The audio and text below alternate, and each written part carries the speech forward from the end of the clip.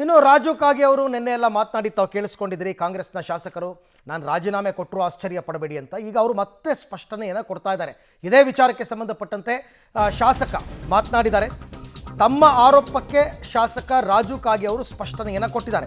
ನಿನ್ನೆ ನಾನು ಮಾಡಿದ ಆರೋಪಕ್ಕೆ ಈಗಲೂ ಬದ್ಧ ಅಂತ ಹೇಳ್ತಾರೆ ಅವರು. ನಿಜ, ಸಿದ್ದರಾಮಯ್ಯ ಆಡಳಿತ ವೈಫಲ್ಯ ಕಂಡಿದೆ ಅಂತ, ಸರ್ಕಾರದ ವ್ಯವಸ್ಥೆ ಮೇಲೆ ನಾನು ಆರೋಪ ಮಾಡಿದ್ದೀನಿ, ಮಂತ್ರಿಗಳು ನಮಗೆ ಸಿಗ್ತಾ ಇಲ್ಲ, ಇದು ನಮಗೆ ಅಸಮಾಧಾನ, ವಾರದಲ್ಲಿ ಒಂದು ದಿನವಾದರೂ ಮಂತ್ರಿಗಳು ನಮಗೆ ಸಿಗಬೇಕು, ನನ್ನ CM ಕರೆದ್ರೆ ನಾನು ಹೋಗಿ ಮಾತನಾಡ್ತೀನಿ ಅಂತ ರಾಜು ಕಾಗೆ ಅವ್ರು ಹೇಳಿರ್ತಕ್ಕಂಥದ್ದನ್ನು BR ಪಾಟೀಲ್ ಹಾಗೆ ಹೇಳಿದರು. ನಾನು ಸ್ಪಷ್ಟೀಕರಣ ಕೊಟ್ಟಿದ್ರು, ಅವರು ಕೂಡ ನನ್ನ ಮಾತಿಗೆ ನಾನು ನಿಲ್ತೀನಿ ಅಂತ.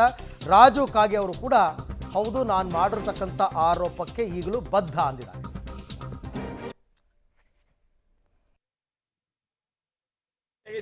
ನಾನು ನೋಡಪ್ಪ ಸ್ಪಷ್ಟವಾಗಿ ಹೇಳ್ತೀನಿ, BR ಪಾಟೀಲ್ ಹೇಳಿದಾರಲ್ಲ ಅದು ಆಪುತ್ತೆ, ನಮ್ದು ಪರಿಸ್ಥಿತಿ ಆಗಿದೆ.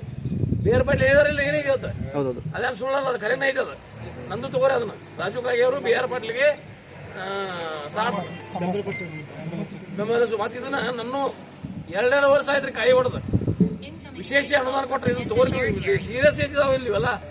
ವಿಶೇಷ ಅನುದಾನ ಮುಖ್ಯಮಂತ್ರಿ ವಿಶೇಷ ಅನುದಾನ 25 ಕೋಟಿ ಕೊಟ್ಟರು. 25 ಕೋಟಿದಲ್ಲಿ 12 ಕೋಟಿ ರೂಪಾಯಿ ರಸ್ತೆ ತಗೊನಿ, 13 ಕೋಟಿ ರೂಪಾಯಿ ಸಮುದಾಯ ಭವನ ತಗೊನಿ, 13 ಕೋಟಿ ರೂಪಾಯಿ 2 ವರ್ಷ ಆಯ್ತು ನಮಗೆ. ಎಂದು ಕೊಟ್ಟಿದ್ದಾರೆ ಅದನ್ನ ಅನುದಾನ, ಎಂದು ನಾವು ಪ್ರಪೋಸಲ್ ಕೊಟ್ಟಿದ್ದೀವಿ, ಇದುವರೆಗೆ ವರ್ಕ್ ಆರ್ಡರ್ ಕೊಟ್ಟಿಲ್ಲ. ಯಾಕೆ? 13 ಕೋಟಿ ರೂಪಾಯಿ ಮುಖ್ಯಮಂತ್ರಿಯ ವಿಶೇಷ ಅನುದಾನದಲ್ಲಿ 72 ಸಮುದಾಯ ಭವನಗಳಿಗೆ ಇನ್ನೂವರೆಗೆ ವರ್ಕ್ ಆರ್ಡರ್ ಕೊಟ್ಟಿಲ್ಲ. 25 ಜನ 30 ಇದೆ. ಈಗ ನನಗೆ ಇವ್ರಿಗೆ ಕೇಳಿ ನಾನು ವಾಲಿಯವರಿಗೆ 25 ಕೊಟ್ಟಿದ್ದೇವ್ರಿಗೆ, ಉಳಿದು ಯಾಕ 2 ವರ್ಷ ಬೇಕು ಒಂದು ಕೆಲಸ ಮಾಡ್ಲಿಕ್ಕ?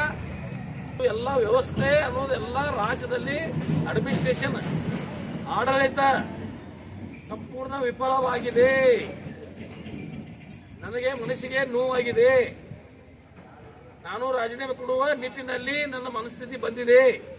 ನಾನು ನಿನ್ನೆ ಮಾತಾಡಿದ್ದು ಯಾರ ಮೇಲೆ ಆರೋಪ ಮಾಡಿಲ್ಲ, ಮುಖ್ಯಮಂತ್ರಿಗಳು ಆರೋಪ ಮಾಡಿಲ್ಲ, ಯಾರು ಮಂತ್ರಿಗಳ ಮೇಲೆ ಆರೋಪ ಮಾಡಿಲ್ಲ, ನನ್ನ ಮತಕ್ಷೇತ್ರಕ್ಕೆ ಅನುದಾನ ಬರ್ತಾ ಇಲ್ಲ ತಡವಿ ಮಾಡಿಲ್ಲ. ನಾನು ನಿಮ್ಗೆ ಇದೀಗ ವಿಡಿಯೋ, ನಾನು ಮಾತಾಡಿದ ವಿಡಿಯೋ ತೋರಿಸಿದ್ದು ನಿಮಗೆ.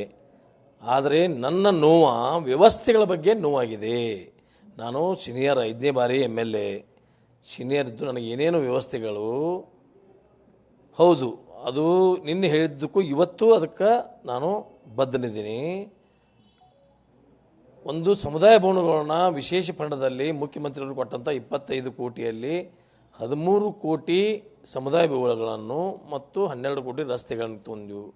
ಆ ಲಿಸ್ಟ್ ಕಳಿಸಿದಾಗ ರಸ್ತೆದು ಜಲ್ಲಿ ರೋಡ್ ತೆಗೊಳ್ಳಿಕ್ಕೆ ಬರೋದಲ್ಲ, ಮೆಟ್ಲಿಂಗ್ ಮತ್ತು ಅಸ್ಫಾಲ್ಟ್ ಅಷ್ಟೇ ಮಾಡಬೇಕು. ಅಂದರೆ ಇದ್ದಂಥ ರೋಡ್ಗಳನ್ನೇ ತೊಗೋಬೇಕು. ಹಳ್ಳಿಗೋಟ ನಮ್ಮಲ್ಲಿ ತೋಟಪಟ್ಟಿ ರಸ್ತೆಗಳು, ಜನ ವಸತಿ ರಸ್ತೆಗಳನ್ನು ತೊಗೋಬೇಕು, ಅದು ಬರೋದಲ್ಲ.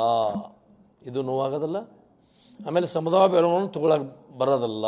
ಒಂದು ರೈಟ್, ಎಲ್ಲರೂ ಕೂಡ ಸಾಮಾನ್ಯವಾಗಿ ಹೀಗೇ ಒಂದು ಬಾಂಬ್ ಹಾಕೋದು, ಅದೇನೋ ಬೇರೆ ರೂಟಲ್ಲಿ ಹೋಗ್ತಿದೆ ಅಂತ ಅಂದಾಗ ಇವ್ರು U-ಟರ್ನ್ ಹೊಡೆಯೋದು. ನಾನು ಹಂಗೆ ಹೇಳೇ ಇಲ್ಲ ಹಿಂಗೆ ಅಂತಂದ್ಬಿಟ್ಟು ಸ್ಟಿಲ್ ಪರಮೇಶ್ವರ್ ಅವರು ಕೂಡ ಅದನ್ನೇ ಮಾಡಿದ್ರು. ರಾಜು ಕಾಗೆ ಅವ್ರ ಮಾತ್ರ ನನ್ನ ಮಾತಿಗೆ ನಾನು ಈಗಲೂ ಬದ್ಧನಾಗಿದ್ದೀನಿ, ಏನೇನು ನಡೀತಾ ಇದೆ ಅನ್ನೋದ್ರ ಬಗ್ಗೆ ವಾಸ್ತವಾಂಶ ಹೇಳಿದ್ದೀನಿ, ನಾನು ಯಾರ ಬಗ್ಗೆನೂ ಕೂಡ ಆರೋಪ ಮಾಡಿಲ್ಲ ಅಂತಕ್ಕಂಥ ಮಾತನ್ನು ಆಡಿದ್ದಾರೆ.